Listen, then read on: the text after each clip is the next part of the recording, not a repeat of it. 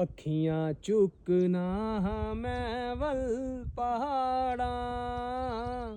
ਮਦਦ ਲਾਈ ਮੈਂ ਕਿਸ ਨੂੰ ਪੁਕਾਰਾਂ। ਮੇਰੀ ਮਦਦ ਨੂੰ ਰੱਬ ਆਪੇ ਆਇਆ।